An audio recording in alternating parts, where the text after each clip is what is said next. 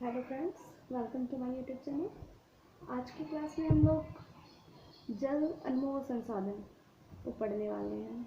ठीक है, तो देखिए, जल अनमोल संसाधन है तो क्यों है जल अनमोल संसाधन? सबसे पहले इसको समझते हैं हम लोग। तो देखिए, जल हमारे लिए बहुत इम्पोर्टेंट है। पृथ्वी पर जितने भी मनुष्य, जीव जंतु, पेड़ पौधे जितने भी हैं, सबको जीवित रहने के लिए जल की आवश्यकता होती है। बिना जल के पृथ्वी पर जीवन का अस्तित्व हो ही नहीं सकता। हम जीवन की कल्पना भी नहीं कर सकते जल के बिना। तो इन्हीं सब कारणों से जल बहुत ही अनमोल संसाधन है। और हमारे दैनिक जीवन में भी जितने सारे क्रियाकलाप हम लोग करते हैं, सभी देखिए जल से ही जुड़े हुए हैं। जैसे साफ सफाई में, नहाने धोने, पीने के लिए तो यूज़ करते ही हैं हम लोग। इसके अलावा पेड़ पौधों में पानी डालना पड़ता है। तो देखिए, हम लोग का जितना भी काम है सारे हमारे जल से ही जुड़े हुए हैं, इसलिए जल हमारे लिए बहुत ही अनमोल संसाधन है। ठीक है, तो अब हमें ये जल मिलता कहाँ से है? तो देखिए, जल के स्रोत क्या क्या हैं? तो देखिए, प्रकृति में जल का मुख्य स्रोत पहला तो वर्षा का जल है, जो बारिश के दौरान हमें मिलता है। ठीक है, उसके बाद है हमारा सतही जल, यानी कि वर्षा का जल का अधिकांश भाग जो पृथ्वी की सतह में बहता हुआ नालों, नदियों, तालाबों तथा झीलों में आकर इकट्ठा हो जाता है, तो ये सतही जल है। ठीक है, फिर एक है भूमिगत जल। ठीक है, भूमिगत जल क्या है? तो देखिए, जब वर्षा होता है तो उसका कुछ जल का जो भाग होता है वो मिट्टी के छिद्र से नीचे रिसकर चट्टानों की दरारों से होता हुआ इस प्रकार इस चट्टानों के ऊपर जमा हो जाता है। ठीक है, तो इस तरह से ये जो जल हुआ, ये भौम स्तर का जल, भौम जल स्तर इसको कहते हैं। ठीक है, भूमिगत जल, भूमि के नीचे का जल होता है। तो ये हम लोग को कैसे मिलता है? तो देखिए, चापाकल या फिर नलकूप के द्वारा हम लोग इस जल को निकालते हैं बाहर। तो ये हम लोगों ने जाना कि जल के स्रोत क्या है, जल हमें कहाँ से मिलते हैं। अब है कि देखिए, जल किस अवस्था में पाया जाता है, जल की अवस्थाएं क्या क्या है? तो देखिए, कोई भी चीज़ है तो उसका तीन ही अवस्था होता है, ठोस, द्रव और गैस। तीन अवस्था होता है हर चीज़ का। तो देखिए, ये जल जो है ये तीनों ही अवस्था में पाया जाता है। देखिए, जब जल को जमा दिया जाता है तो वो बर्फ का रूप ले लेता है, तो ये उसका ठोस रूप हो गया। और प्राकृतिक रूप से वो जो अपनी स्वतंत्र अवस्था में जो प्राप्त होता है वो हमें द्रव के रूप में प्राप्त होता है। और जब जल को गर्म किया जाता है तो उसका जो भाप बन जाता है वो देखिए उसका गैसीय अवस्था है। तो इसलिए जल की तीनों अवस्थाएं होती है, ठोस, द्रव और गैस। ठीक है, तो देखिए, जल जब हमारे लिए इतना इम्पोर्टेंट है तो हमें ये भी पता होना चाहिए कि हमारे पास में कितना जल है, तो हमें कितना उसका यूज़ करना चाहिए, कैसे यूज़ करना चाहिए, है ना। तो देखिए, सर हम लोग जानते हैं कि जल कितना उपलब्ध है हमारे पास। तो देखिए, पूरे पृथ्वी का लगभग 3/4 भाग जो है वो जल ही है। ठीक है, और उस 3/4 में से भी 97% जो जल है वो समुद्री जल है, यानी कि खारे पानी के रूप में है वो। तो वो देखिए, हम लोग पीने या खाने में इस्तेमाल तो कर नहीं सकते। और उसका 2% जल जो है वो हिम शिखर में बर्फ के रूप में जमा हुआ है, तो वो भी हम लोग यूज़ नहीं कर सकते। सिर्फ 1% जल ही हमारा पेयजल के रूप में मौजूद है। तो समझिए आप कि 3/4 जल में से सिर्फ 1% उसका भाग हमारे पीने, खाने या फिर जितनी भी ज़रूरतें हमारी हैं उनके लिए सिर्फ 1% जल है। तो सोचिए कितना छोटा सा भाग जल का हमारे लिए मौजूद है। तो हमें क्या करना है, इतना जब ज़रूरी ये संसाधन है और इतनी कम मात्रा में ये मौजूद है हमारे पास, तो हमें इसका उपयोग भी थोड़ा सोच समझ करके करना चाहिए ताकि ये सबको मिल सके, है ना। तो देखिए, हम लोग क्या करते हैं कि इस चीज़ का हम लोग ध्यान बिल्कुल भी नहीं रखते हैं। हम लोग कभी होता है बाथरूम में नहा रहे हैं तो हम नल खोल दिया तो पानी गिर रहा होता है, और भी कुछ काम कर रहे तो पानी गिर रहा होता है, हम लोग ध्यान नहीं देते हैं। लेकिन ये सब हम लोगों को नहीं करना चाहिए। हम लोगों को जल के महत्व को समझना चाहिए और उसे बचाने की भी कोशिश करनी चाहिए। देखिए, आजकल हम लोग न्यूज़पेपर में और फिर टीवी के न्यूज़ में हम लोग हमेशा देखते रहते हैं कि बहुत सारे गाँवों शहरों में लोगों को पानी की दिक्कत हो जाती है गर्मियों के मौसम में। कहीं कुआं सूख गया है तो कहीं लोग लंबे लंबे कतारों में लगे हुए रहते हैं पानी लेने के लिए। तो ये सब संकट क्यों हो रहा है? तो देखिए, यही कि हम लोग जल का जो उपयोग है वो सही से नहीं कर रहे हैं, हम लोग जल की बर्बादी कर रहे हैं, जिसके कारण से हम लोगों को ये सब स्थिति का सामना करना पड़ रहा है। देखिए, और भी इसके कुछ कारण हैं जिसके कारण देखिए भौम जल स्तर में कमी आ जाती है, जिसकी वजह से होता है ना, कहते हैं कि नहीं चापाकल वहाँ का पानी नहीं निकल रहा है या फिर जो कुआं है वो सूख रहा है। तो ये किस कारण से होता है? तो भौम जल स्तर में जो है कमी आ जाती है।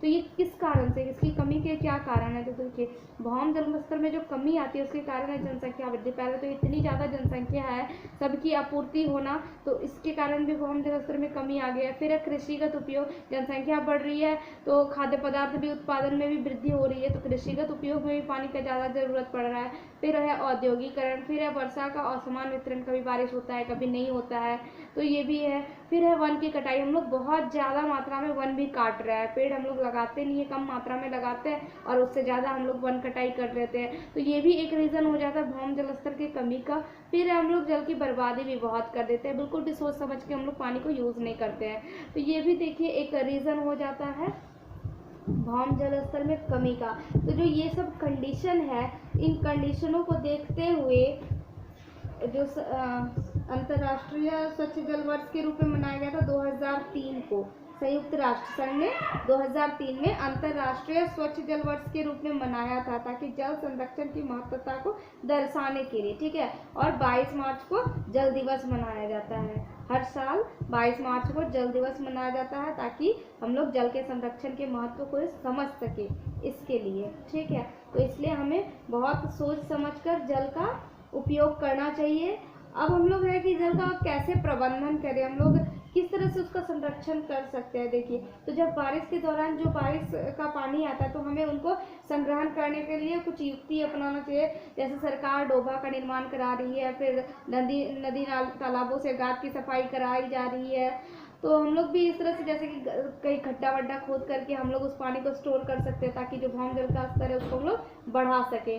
तो इस तरह से भी हम लोग जल का संरक्षण कर सकते हैं। फिर है कि हम लोग पेड़ की कटाई को कम कर दें, ज़्यादा से ज़्यादा मात्रा में पेड़ लगाएं।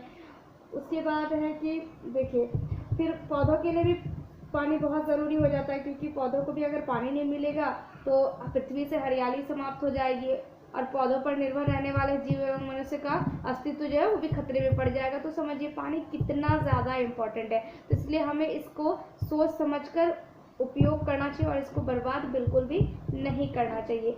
देखिए, इसमें आपका है कि एक आपका झारखंड के जल पुरुष के नाम से जाने जाते हैं, सिमोन उरांव इनका नाम है। ये झारखंड के जल पुरुष के नाम से जाने जाते हैं। इन्होंने पानी की बहुत ज़्यादा बचत की थी और ये बहुत ही मतलब प्रकृति प्रेमी थे।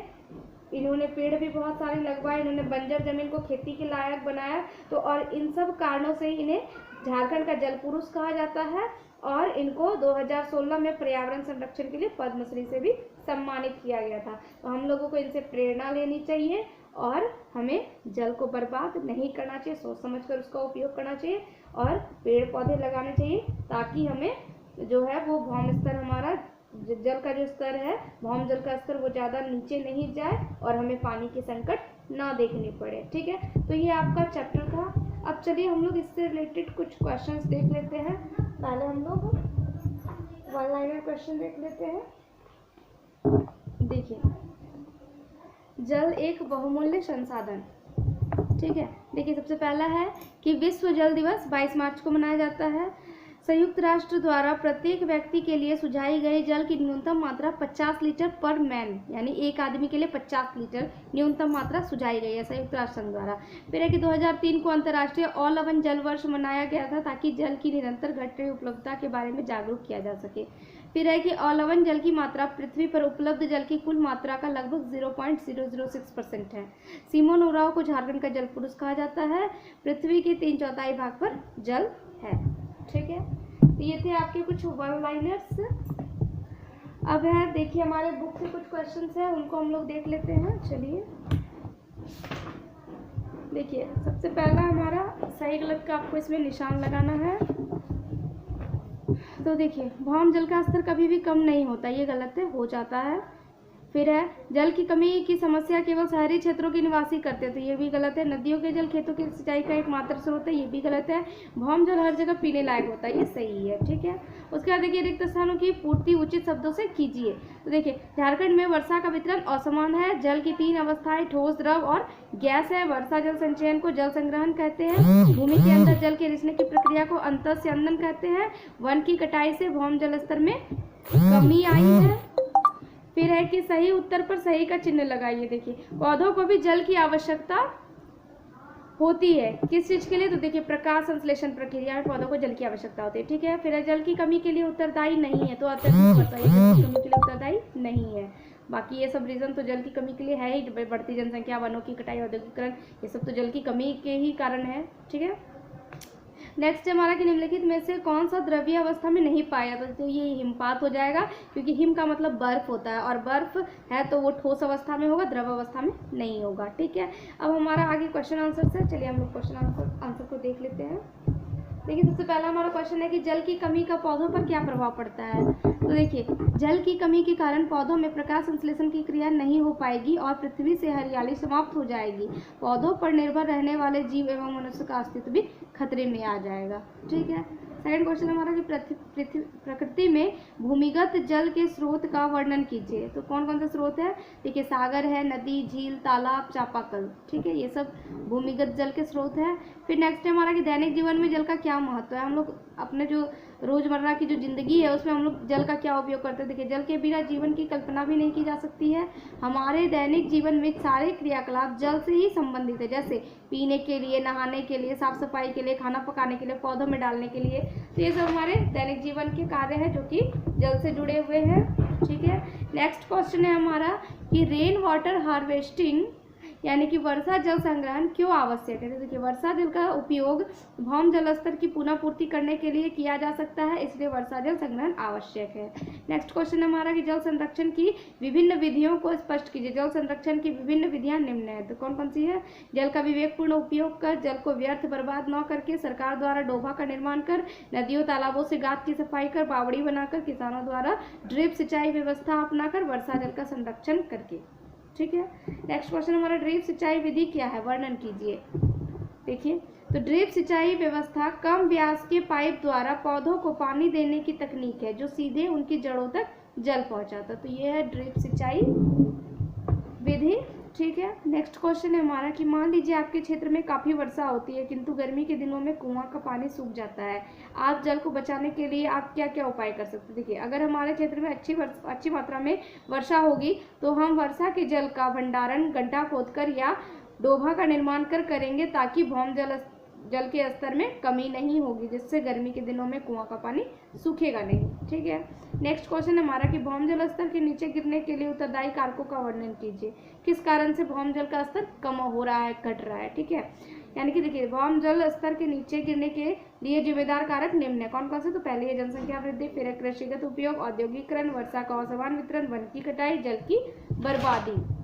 ठीक है, नेक्स्ट क्वेश्चन है हमारा कि समझाइए भौम जल की पुनः पूर्ति किस प्रकार होती है। तो देखिए वर्षा जल का कुछ भाग मिट्टी के छिद्रों से नीचे रिसकर चट्टानों की दरारों से होता हुआ चट्टानों के ऊपर जमा हो जाता है। जल के इस प्रकार रिसने से भौम जल की पुनः पूर्ति हो जाती है। ठीक है, नेक्स्ट क्वेश्चन हमारा कि झारखंड सरकार गांव तथा शहरों में जल संचयन के लिए किस किस तरह का कार्य कर रही है, इसमें हमारी क्या सहभागिता है। तो देखिए झारखंड सरकार जल संचयन के लिए डोभा का निर्माण करा रही है, साथ ही साथ नदियों तालाबों से गाद की सफाई भी करा रही है। हम लोग जल का विवेकपूर्ण उपयोग कर जल संचयन में अपनी सहभागिता दे सकते हैं। ठीक है, नेक्स्ट क्वेश्चन है कि पृथ्वी पर 3/4 भाग में जल है फिर भी पेयजल की समस्या है, कारण बताइए। तो देखिए पृथ्वी पर जल की उपलब्धता 97% जल जो है समुद्र में खारे पानी के रूप में है, 2% जल है जो हिमशिखर पर बर्फ के रूप में है तथा मात्र 1% जल ही पेयजल के रूप में है, इसलिए पेयजल की समस्या बनी हुई है। साथ ही उसका विवेकपूर्ण उपयोग न करके भी हम लोग पेयजल की समस्या उत्पन्न कर रहे हैं, तो इसलिए हमें जल को बचाना है। ठीक है, थैंक यू।